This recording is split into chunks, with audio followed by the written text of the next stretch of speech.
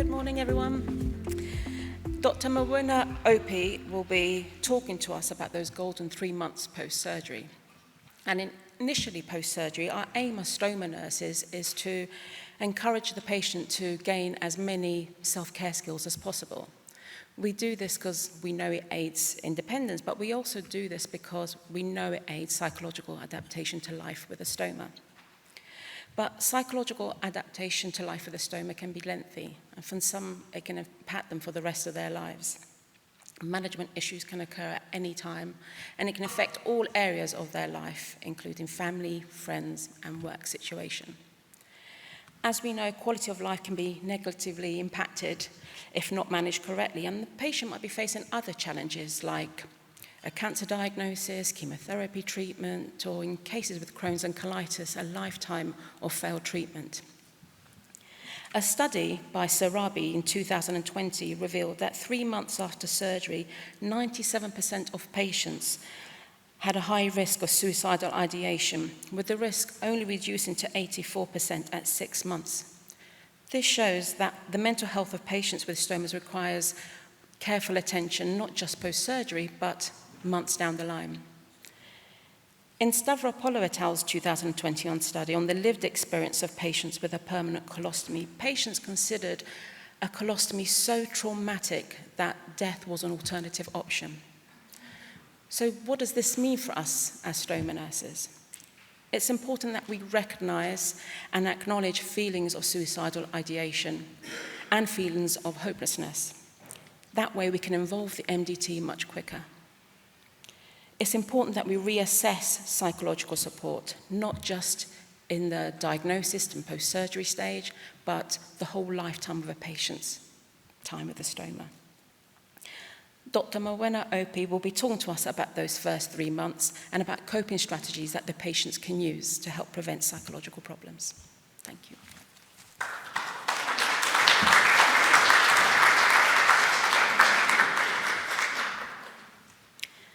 Thank you so much, Antonella. That was wonderful. Can everybody hear me okay? I'm quite softly spoken. All okay at the back? Great. This might seem quite a strange cartoon to lead with, but Kermit makes me smile. And I think it's a gentle way to start to socialize us to the idea that when we learn something unexpected about our body or about our health, it has very strong implications for our identity. And changes to our identity has very significant changes for our well-being overall. I chose to lead with a couple of quotes as well. The first is from that very wise sage Winnie the Pooh, who speaks to the idea that we are braver, stronger, and smarter than we think.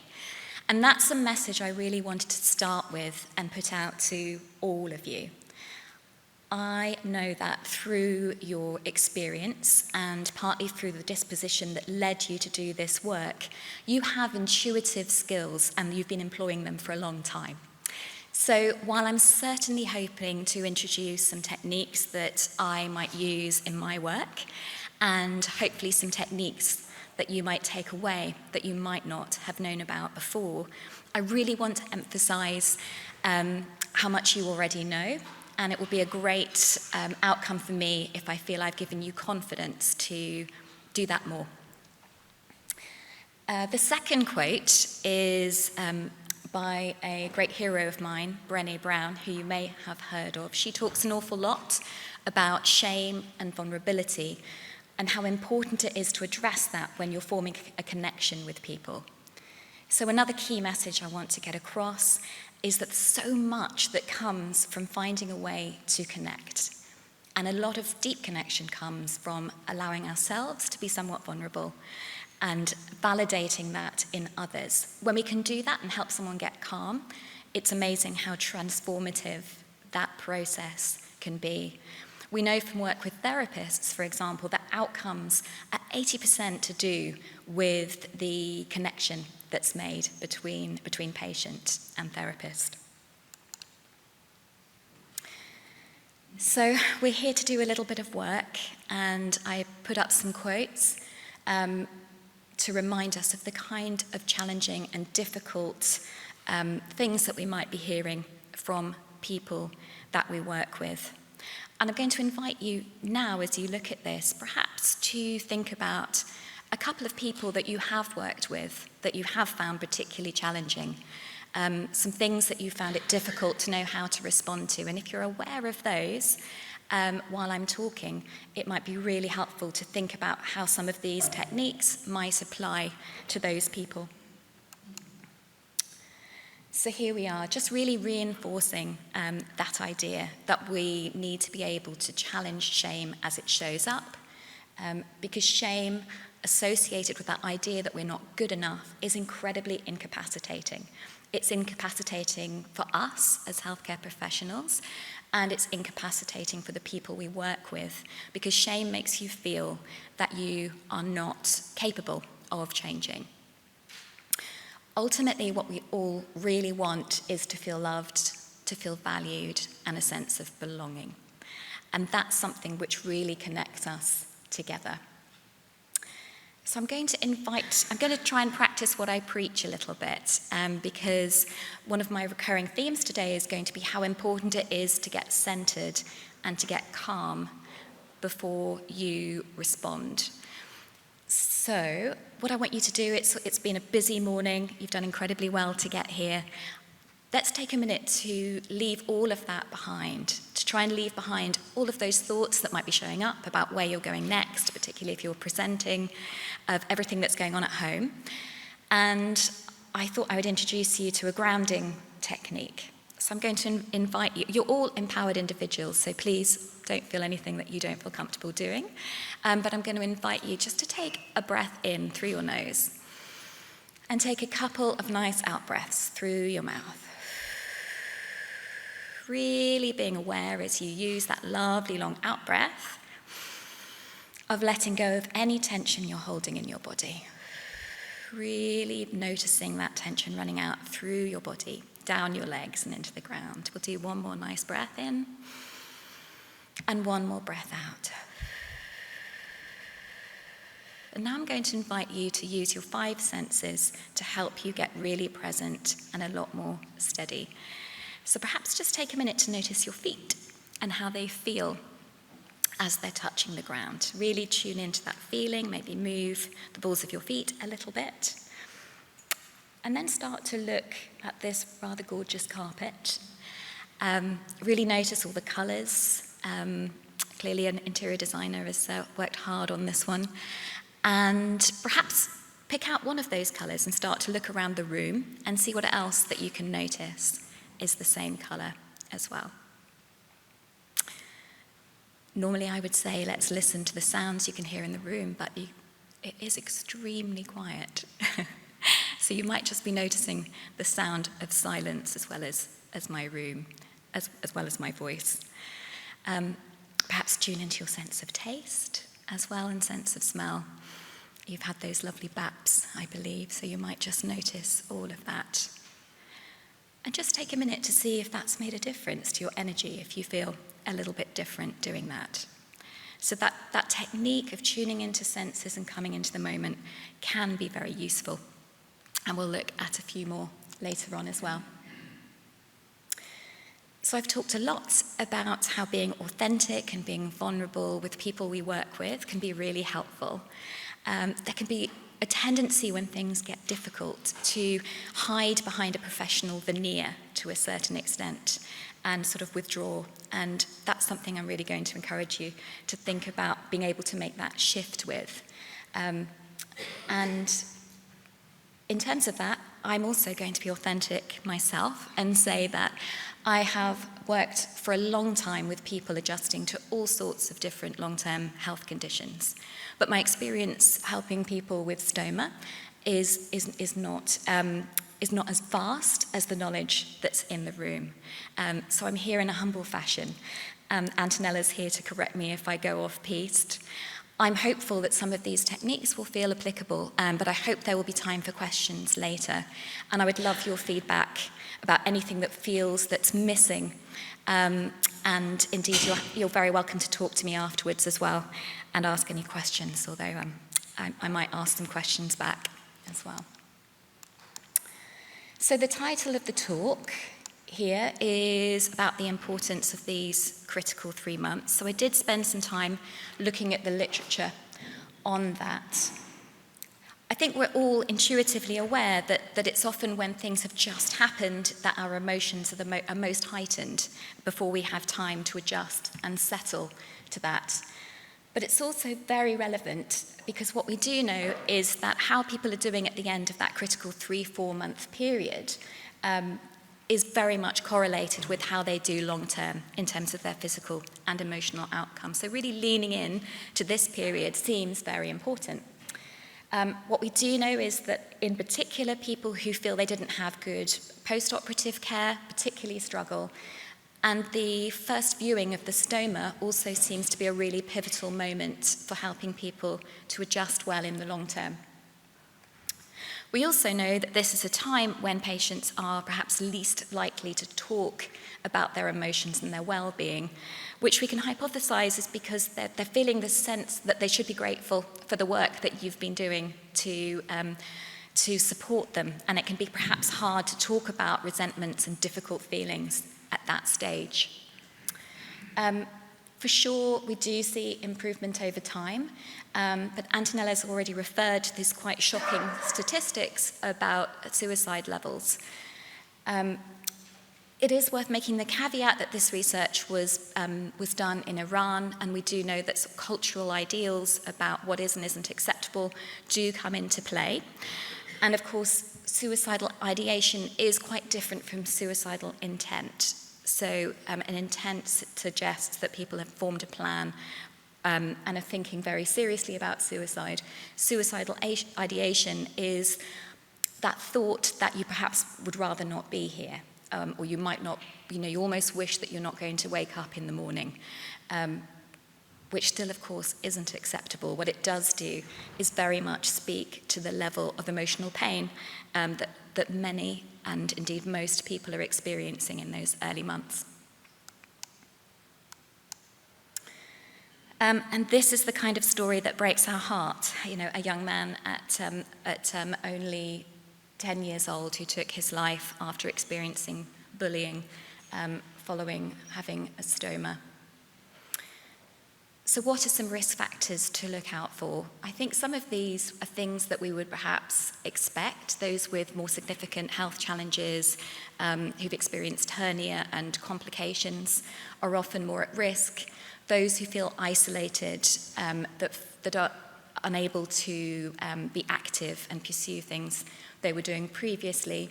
And this feeling of being burdened, which is a really significant flag when it comes to suicide. Perhaps some more surprising findings are that younger age is a risk as well. But when we think about it and recognize that at a younger age, there are so many life hurdles, meeting people, forming a career that perhaps can make that more challenging time of adjustment as well. And in terms of the work we're doing, I think it's really relevant to see that there's a higher risk if families and caregivers aren't included, and people are not aware of having long-term follow-up as well. So what sort of things would I and my colleagues in clinical psychology tend to get referrals and focus on with people? A lot of these are perhaps things that you would expect. So people with a lot of anxiety, fears about the future, really struggling with that unpredictability about their health condition. We as humans kind of can deal with a lot when we know what we're dealing with, but that early period of uncertainty can often be really challenging. We look a lot for helping people cope with difficult physiological sensations, which often can cause them to feel very panicky, and therefore how to manage panic, as well as trying to make behavioural change, which again, people can really struggle with, particularly at a time that they're feeling quite vulnerable. We've referred to the suicidal ideation, and also there are the associated difficulties such as relationship difficulties and insomnia that can show up.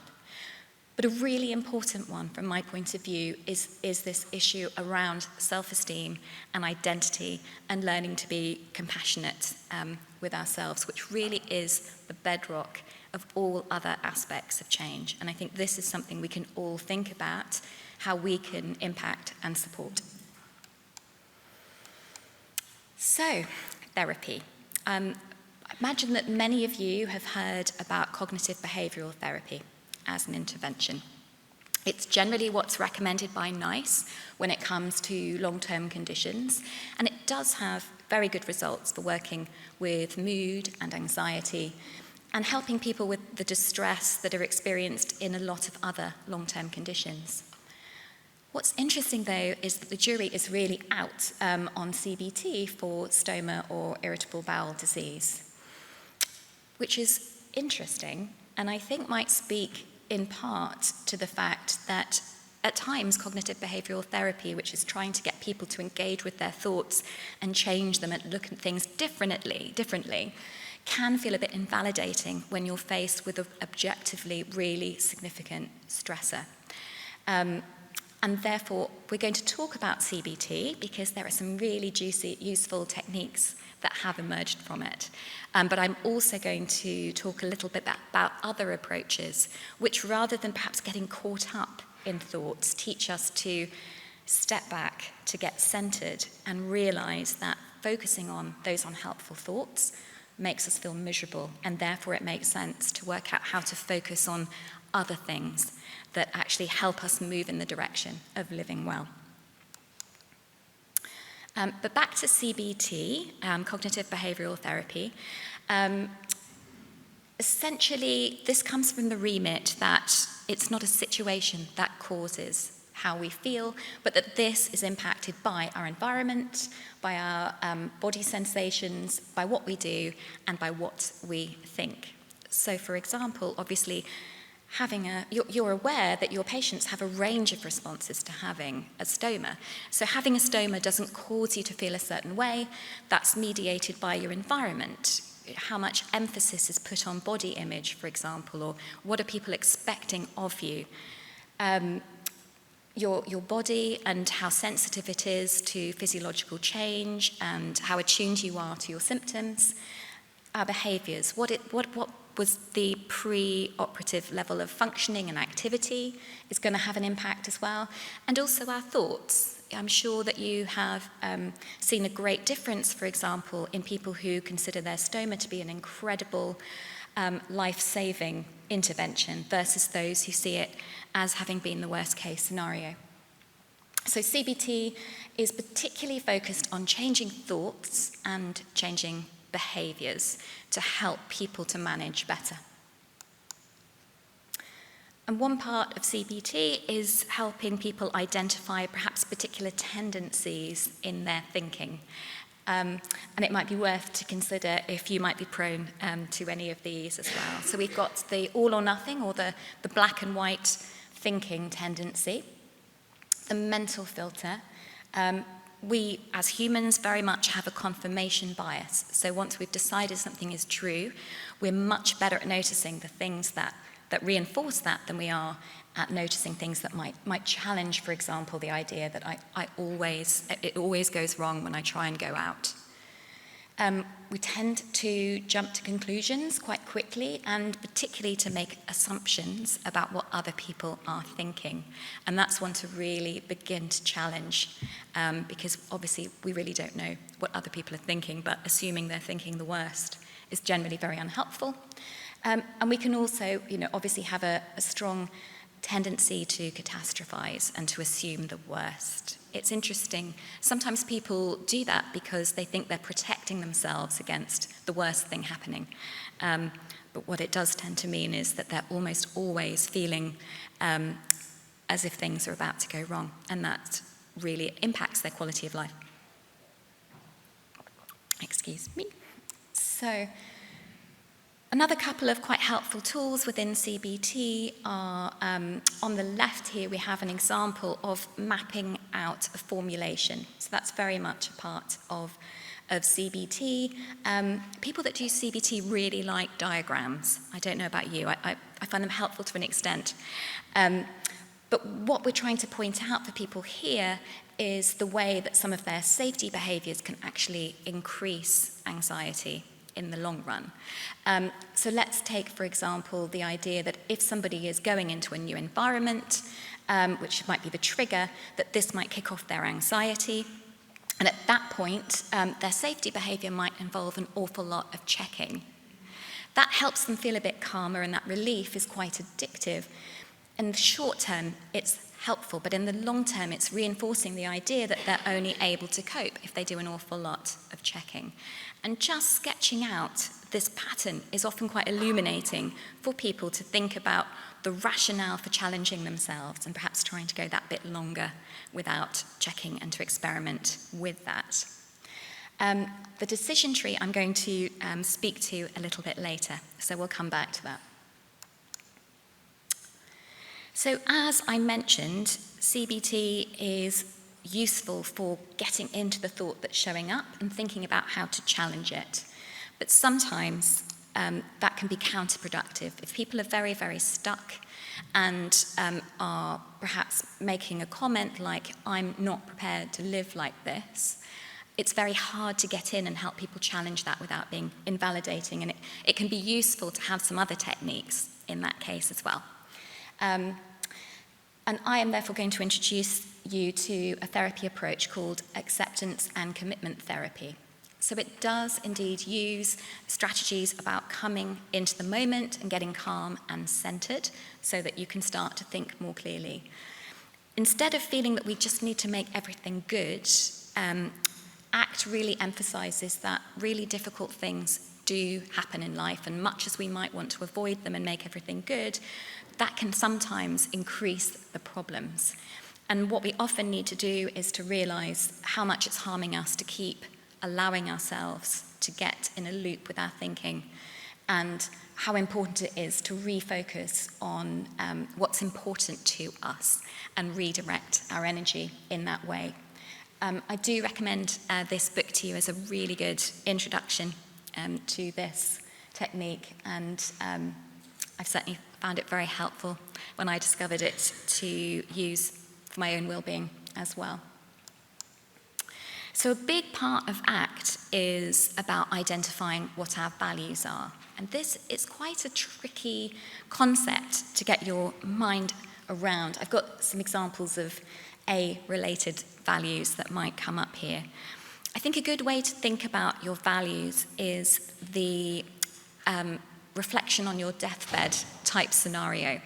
As you look back, what would feel important to you that you had put your time and energy towards? So for example, this can be things that you would like to spend your time doing and ways that you would like to show up in the world, whether that's as a leader or whether it's as a compassionate, kind person.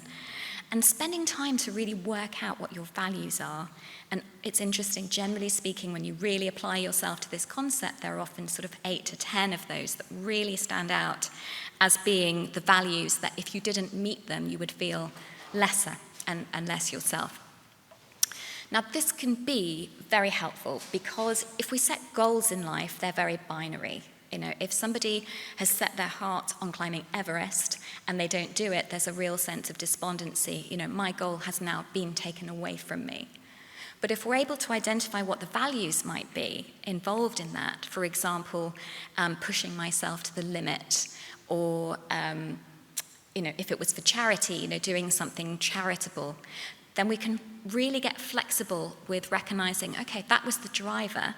What are some ways that we can still do that? What are some ways that you can still push yourself to your limit and take on a challenge? What are some other ways that you can raise awareness or raise money for charity, for example? So really, really useful. And I think, you know, for us, when we are trying to juggle and combine work life and the whole range of other demands that are placed on us, having that really strong sense of your values really helps us stay very resilient. If we just take our self-esteem from work, we can feel very vulnerable when that's not going quite right. When we recognise that we're spreading ourselves and we're trying to invest in all these aspects of who we are and what's important to us, it could really help us to feel that we are achieving and to let go of comparison, which is a really unhelpful strategy when it comes to our well-being, especially in a world where we have access to seeing so many people's lives. There'll always be people who appear to be doing better than us. So instead, it's really helpful to draw your self-worth on how you are doing at meeting your own established values rather than how you're doing compared to somebody else. So for the next section of this talk, I'm going to speak to the work done by Dr. Pat Black, who interviewed many, many people with stoma. And as a result of doing that kind of deep, grounded theory work, interestingly, I referred to Brené Brown earlier, and that's where a lot of her wisdom has come from as well. Dr. Black was able to identify 5 key strategies that she recognised showed up time and time again in people adjusting to stoma. I was very saddened to learn that she is no longer with us, but she certainly left a real legacy with this piece of work. So Dr. Black identified these 5 different tendencies. Now, obviously, people may well flip between different versions of this. It's not that one person is in one camp. But it does help us think about, I think, what techniques might support each particular coping style. And we will run through each of these now in turn and think about some strategies and approaches that might be useful. So we have the anxious preoccupation, that extreme worry, checking, reassurance, needing. Avoidance is not actually about avoiding doing things. This is about emotional avoidance. So the people that are just saying everything's fine and pretending nothing's happening and just staying in their head and not really thinking about their body at all. The helpless and hopeless people who feel very stuck, and as clinicians can leave us feeling very stuck as well. Those with that sort of aspect of fatalism, the idea that everything's wrong, it's going to get worse. These often are very draining people to work with as well. And more optimistically, those with the fighting spirit who find a way to move forward positively. So, I've got quite a few slides about the anxious, preoccupied style, and I think that partly reflects the fact that this is perhaps something we see showing up an awful lot in people we work with. And they can be quite intractable in letting go of these safety behaviours that they're having with their checking and with their reassurance seeking. And these also are people who often are suffering from insomnia and stress and therefore are really acting in their reactive brain and not calmly being able to think about what they're doing. They're also kind of often in quite a state, because when we visualize things going wrong, biochemically, we actually live and sit with that situation almost as if it's happening. And rather than using that to address a situation, people who are catastrophizing in this way repeatedly are really marinating in a horrible kind of highly anxious, high sympathetic state. And it makes it very difficult for them to function. And as a result, what's really important is to help people to get calm first. So as I was saying, when people are highly anxious, their brain activity switches to that much more primitive part of the brain that's just there to react. You know, when we're about to be mown down and eaten, we don't want to be thinking about how to negotiate with the aggressor. We just want to be getting out of the way. And our brain still operates that way. We need to get calm if we're going to have any chance of bringing our forebrain back online, being rational, thinking long term, and being able to address complex thoughts and techniques. So in terms of a breathing technique, I thought it'd be quite nice now just to have an experience of doing that together. There's been a bit of a sea change since I trained, where we used to talk a lot about using an out-breath through the mouth. And that can be really quite nice when you are just doing a couple of breaths like we did before the grounding technique. But ultimately, we know that breathing through the nose is much better for us long-term for all aspects of our physical and mental health. So let's have a go at doing that now. What we're going to do is practice breathing through the nose and out through the nose, starting with taking 4 nice long out breaths, where the out breath is going to be longer than the in breath. And then we will slip into trying to get that equal breathing together. So if you feel comfortable and willing to give this a go, I'm going to invite you on the in-breath to actually breathe in twice. So to breathe in through your nose and breathe in through your nose a little bit again before you breathe out in a lovely long out-breath that sounds a little bit like the sea. So if we do that another 3 times or so, in, and out. Again, like we did before, on that out-breath, see if you can visualize really letting go. Breathing in, and out. Really noticing any tension in your body, trying to soften your shoulders, and visualize that tension running out through your legs and into the ground. Breathing in, and breathing out. Nice and long. Really trying to extend that out-breath before we look at breathing in for 3 through the nose, and out for 3 through the nose. In for 3 through the nose. Out for 3 through the nose. There are lots of different breathing techniques, and you may already have a favored one. The most important thing, I think, if you're introducing somebody to a breathing technique, is you want to do it with conviction and do something that you use yourself and helps you. So some techniques, for example, encourage you to hold your breath. I personally find that that creates quite a lot of tension. And in terms of the research we've done, the one I've just introduced you to seems to be that which is most effective, nice and quickly for the majority of people. And just to remind you, that was breathing in twice through the nose, a lovely long out breath, doing that 3 or 4 times before slipping into an equal length in and out breath through the nose. You can turn that into a meditation practice by, once you're in those even length breaths, counting them on the out breath. So, for example, breathing in, breathing out, counting 1. Breathing in, breathing out, counting 2. Going up to 10, and then returning to count from 1 to 10 again. With meditation, inevitably, it's not about being able to clear your mind. Inevitably, we get other thoughts popping in. And what this technique enables us to practice, and the people we work with to practice, is to have those challenging thoughts pop in, to try to stay calm with them, because that's actually very powerful in reality for reducing how often a thought comes back. When we emotionally label a thought, our brain believes it's really important. It wants to keep bringing it back for us. So if we can have a thought and stay calm, that's actually really helpful for reducing how often that challenging thought is going to come back. So we're not actually looking for a clear mind. When these thoughts come in, and they may be a difficult thought, they might be, I haven't had baked beans for a really long time, for example. What we're wanting to do is to not react emotionally to that thought, to be kind and calm, let them go, come back, and if you've got distracted, start counting your breathing from 1 again.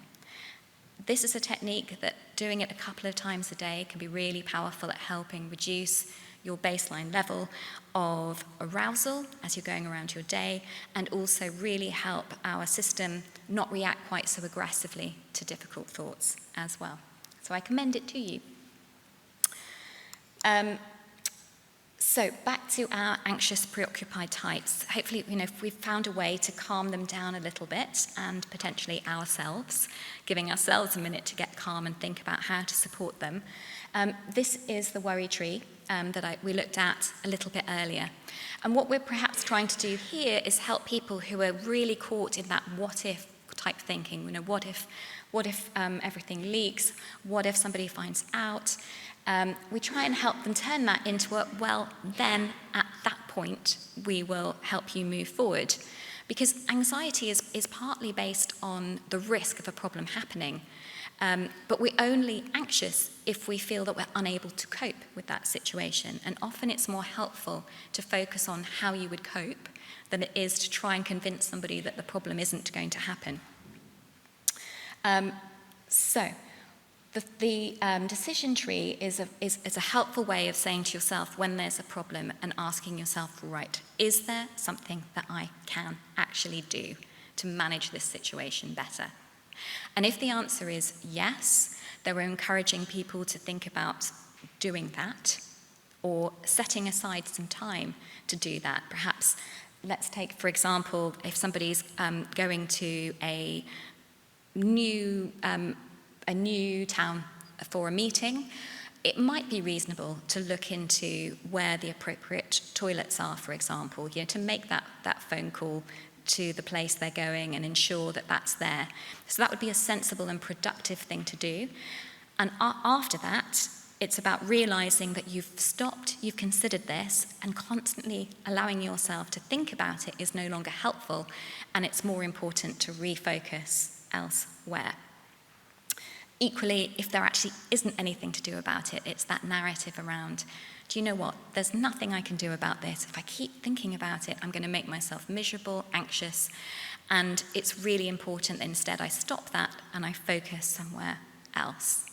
And ideally, that perhaps might be into an area that your values have identified is a more relevant, purposeful way to direct your thinking.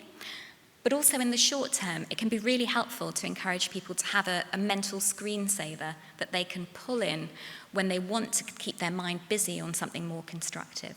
And that might be, for example, planning a party or thinking about a place they want to visit, or even visualizing and taking themselves to a favorite safe space.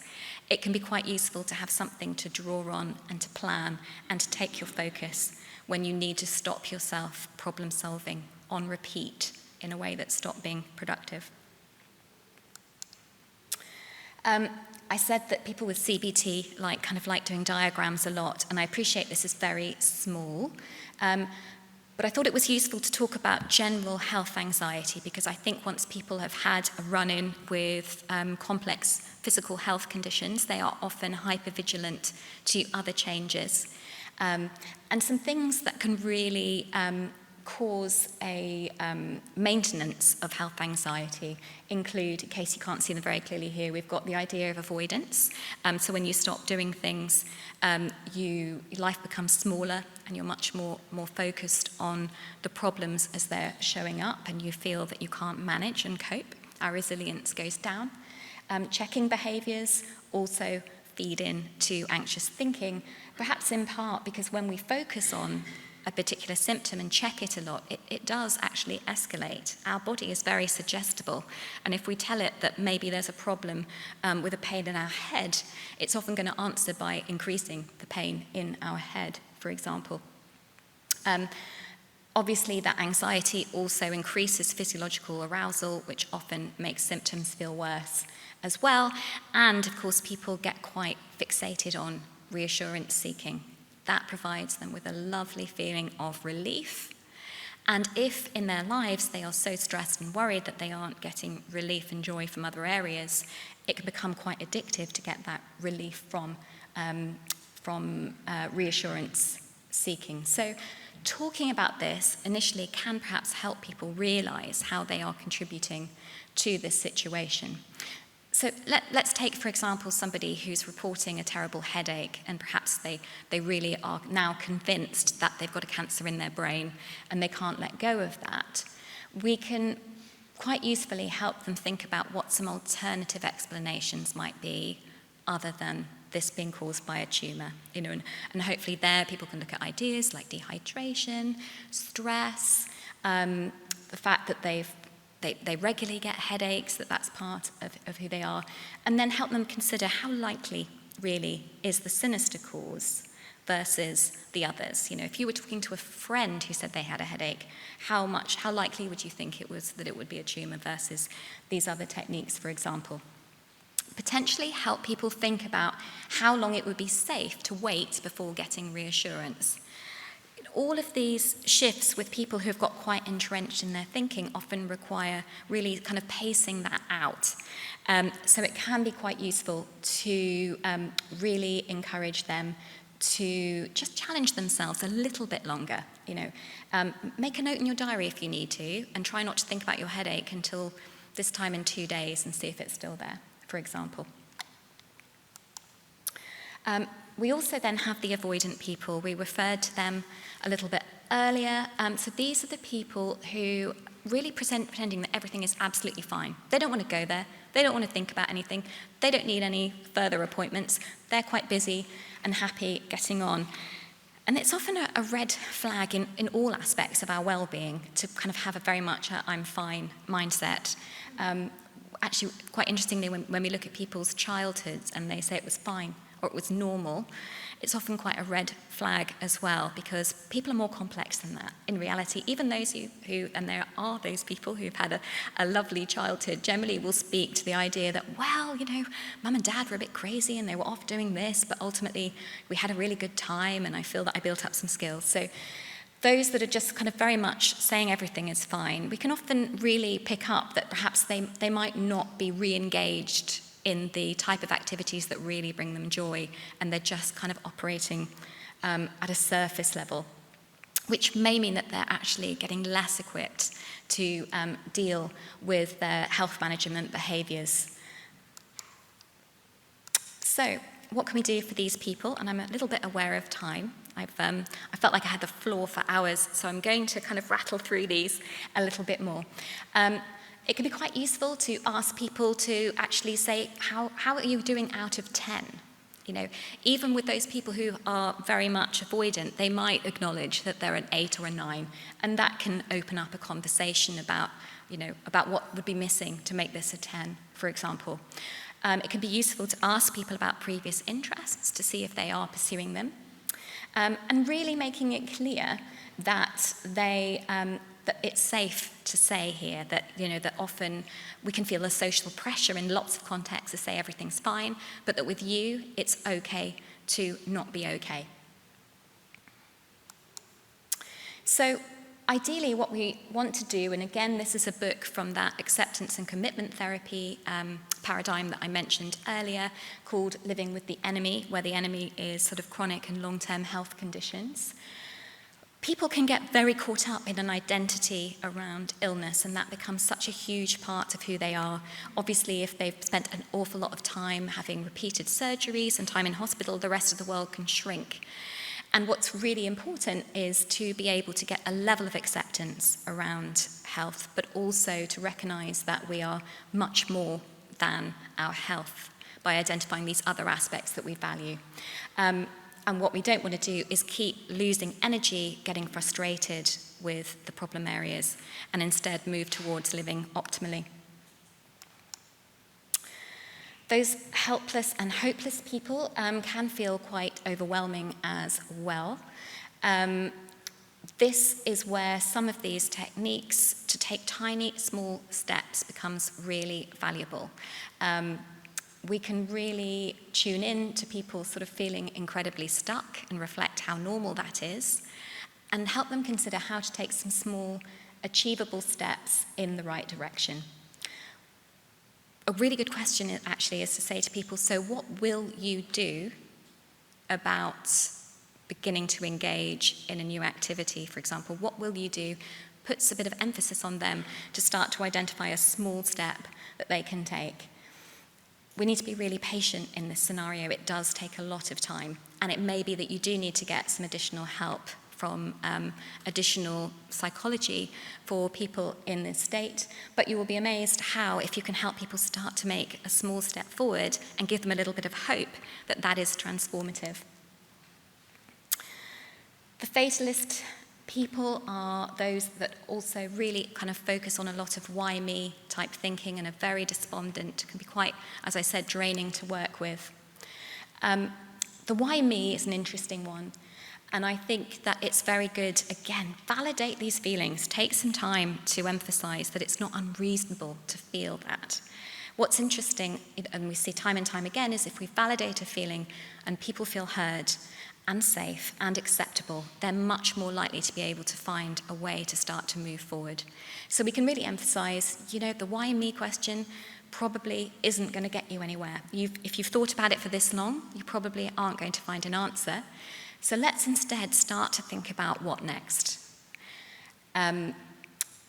We can also use the terminology around identifying that a big part of you feels like there's no hope here. Tell me about that small part. Tell me about that part of you that did make it in today. Tell me about that part of you that did kind of manage to take that small step that you told me about that you did last week. Let's really focus and build on that part. And we can also hold that sense of being able, certainly not to say to people, well, other people have managed to get through this, as if they should be kind of cracking on with things. But I think it's helpful to say that many people feel this down and this low. And many of those people have slowly found ways to move forward and now are doing an awful lot better. So I'm holding the hope for you that you can be that person as well. I'll just talk about this compass point, it's called in ACT, because I think it's quite helpful. It's about helping people see that when they're hooked, when they're caught in a certain way of thinking, it actually makes them miserable and makes them less like the person they want to be. And so it's not that thought is unreasonable, but what we do know is if we can unhook and we can focus on activities and thoughts that are more aligned with being our kind of best self, that is a lot more helpful. In terms of suicidal ideation, of course, this does often come up in this group. We do want to always go there and ask. Sometimes there's a fear that you might implant an idea when you ask people questions. That really isn't the case. Nobody's been ever had the suggestion and acted. So we want to ask about access to means, and if necessary, get family members to step in and take away that access. Some flags are people who are feeling like they're a burden or who have impulse control problems, and those who are incredibly tired, isolated, and hopeless. So again, we're looking at that. Tell me about that smaller part of you that does want to survive, who told me this, who's talking about it. And I'm sure and I hope that you already have a plan about redirecting people to local and national services for support. And then we have the joy of those who do have that sense of a fighting spirit and work through their adversity and use it as a springboard to perhaps making their life more positive going forward. Of course, we would never wish such an enormous health challenge on anyone, but I think what is remarkable, and I hope that you've seen this in people you've worked with, that ultimately it is a springboard for helping them work out what's really important and how not to sweat the small things. To really hone in on what lights up their life and makes it better, and often helps them really identify the people who have really been there, that they want to put their time and energy towards. And what's quite interesting is that we do find that people who have overcome adversity often end up being the most resilient and positive people versus those who've never experienced adversity at all.